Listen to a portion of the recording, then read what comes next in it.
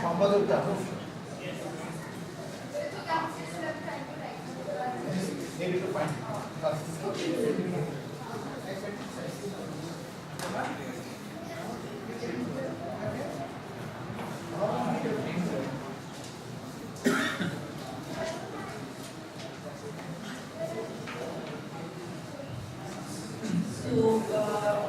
Welcome to what is traditionally known as the siesta session.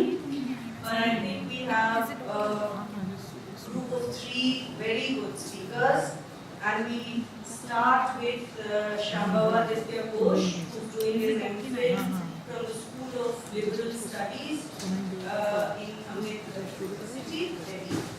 One thing, we decided to follow a format of 20 minutes and 10 minutes of discussion. Please stick to 20 minutes so that you give your friends 10 minutes to ask interesting questions. If you talk for 28 minutes, then the questions are for 2 minutes. Okay, we won't eat into the time for the other speaker. So start, and I'll do the job of keeping time. I'll sit there because you have to reply.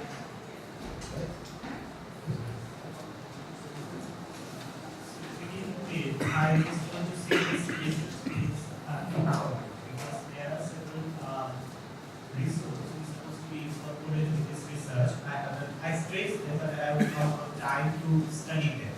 Mostly there are archival documents available in National Archive related to files creating the Department of Central Asian Antiquities at National Museum Delhi, creating the post of the curator over there. Even a long parliamentary debate is going on, like is that department will continue at the National Museum or it has to be shut down or not, because though we are talking about the Stein collections, because just one person who has done a thorough, meticulous survey of that particular land, but there are also several other notions connected with it. So to begin with, I just want to say my title is Historical Representations and how this museum functions over there. And so for that reason, I have only selected the Stein collection because it has been distributed on different continents and different institutions. And the treatment of the collection is different in each and every cases. So if I started as a theoretical frame, there is already a large amount of literature is available discussing on the representation of the past, mainly the archaeological artifacts. Through the museum display, the focal argument of these studies emerges from those previous scholarly works is that museum or similar institutions represents a fractional commodified narrative which starts the legitimization of the dominant forces which brought its own narration and excludes the other version which apparently provides a different perspective, present time and social structure. So, next slide. So, just to have a kind of prelude of these things, how you actually can represent archaeological object or archaeological artifacts into museum premise.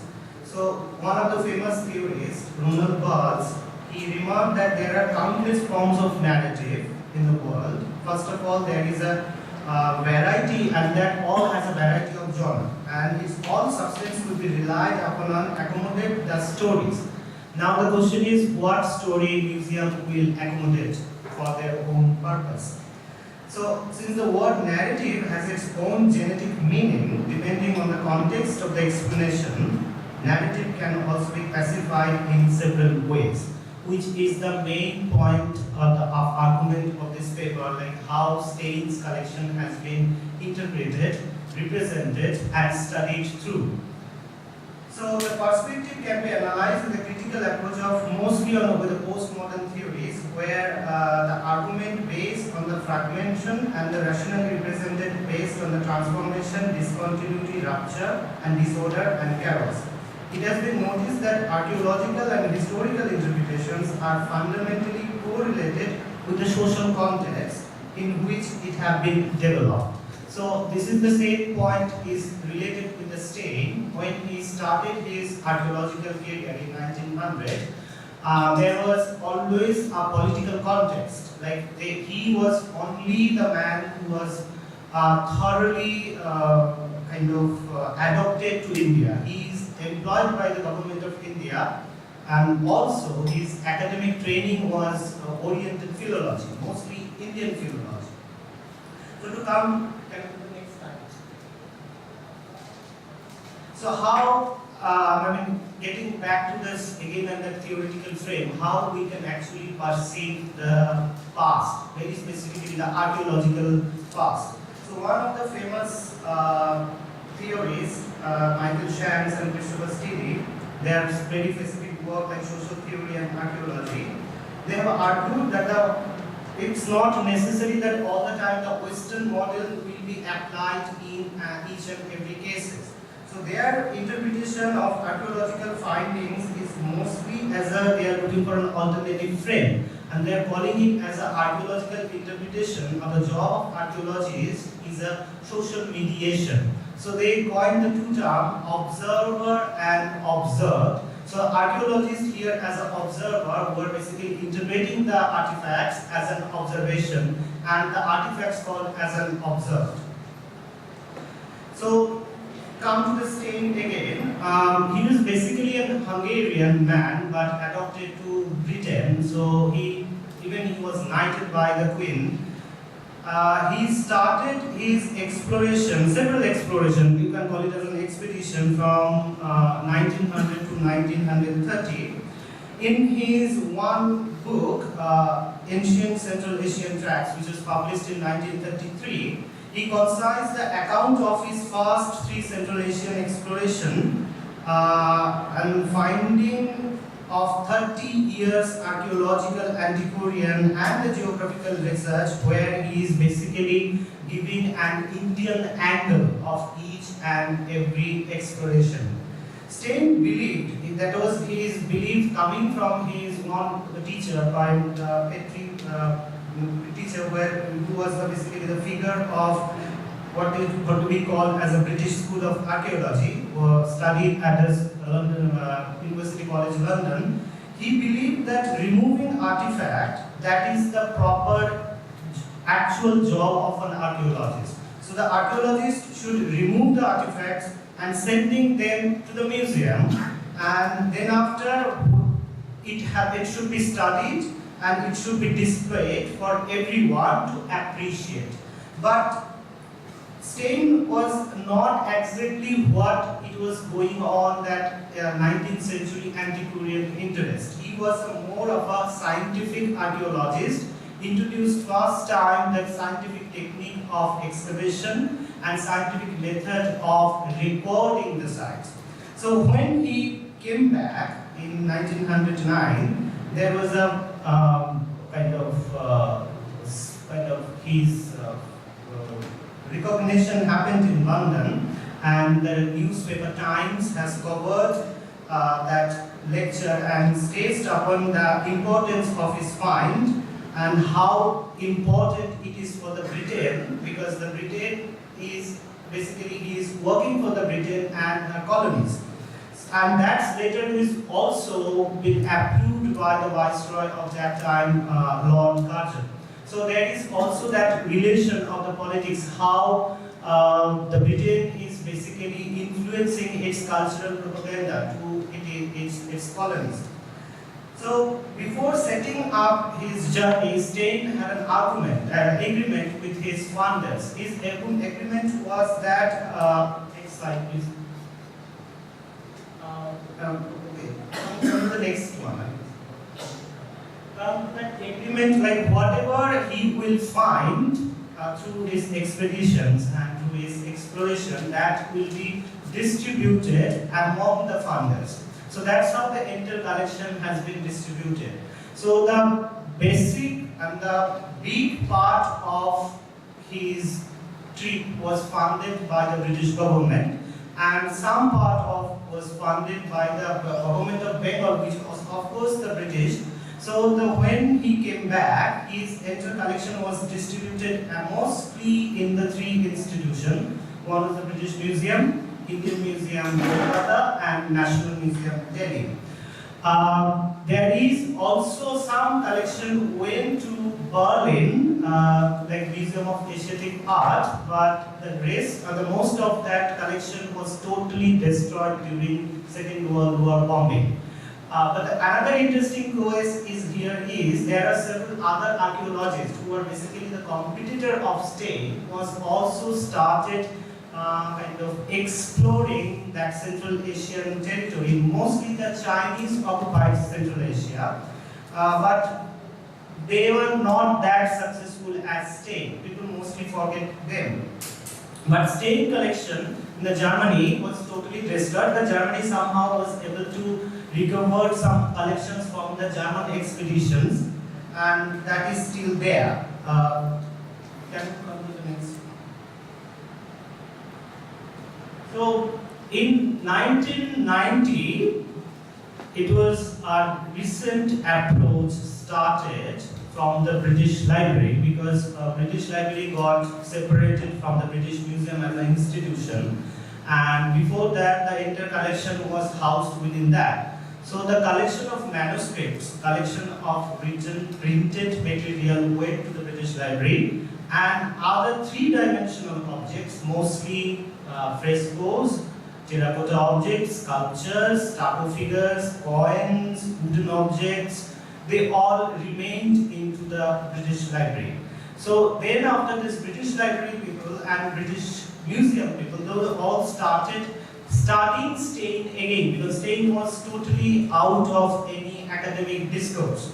And there, the Susan Whitefield, another worker, and especially the Helen Wang, who is the curator of British Museum today, formulated a project funded by the Mellon Foundation called International Dung Guang Project. And that is the project first started and thoroughly documenting Stein's collection, which is spread all over the world. Now, that was also an initiative started by the British, but it was also have some other cooperations. The institution who are in part of this entire project, Indian Museum of course, National Museum Delhi of course, and also the British Museum, the museums of Musée Goumet from Berlin, and also the Museum of Asiatic Art, Berlin. So now get back to in that again, what was the situation of Stein's interest into the Central Asia. Stein actually entered into archaeological expedition. He was not trained in archaeology. His basic training was linguistic. And then after he met someone called W.M. Flinders Petrie, he was a professor of University College London. Also, he was the founder figure of University College London's famous School of Archaeology, Institute of Archaeology. There, they actually exchanged their views about antiquity, about say like looking Orient. And Flinders' idea was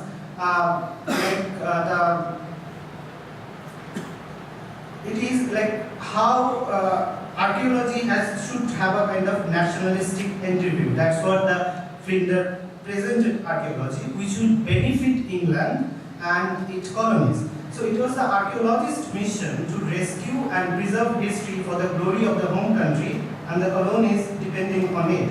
So that's why the both Petrie and Stein was completely believed that archaeological expedition meant to remove the artifacts and sending off to the museum. And in that case, they were preferably always mentioning that it has to go to the British Museum. But very interestingly, when when the British Museum opened its gallery in 1914, the gallery's name is Joseph Houghton Gallery, and it was actually dedicated and devoted to the Asian collections, and this was the part of the building which was established during that time, January 6th, and the king and the queen, both of them came to inaugurate that gallery. The secretary to the museum wrote to the Stein saying like, this is the first time your collection is coming to light for the people. There was also another kind of history during this time. Before the First World War started, this collection was all sent to Cardiff, Wales, and there they built up an underground tunnel and put all the collections were there. So Stein was not at all very happy to look on. 5 minutes left. Goodness. Okay, fine. So Stein was not at all very happy to look on these situations, but that was the only time the Stein collection came into the light. But then after what happened, what I am trying to argue here, the politics related with the Stein collections. Even today, if you go to the British Museum, Stein's collection, not even 1% is in the display. And there is a, I don't know, a kind of silence from the British Museum authority.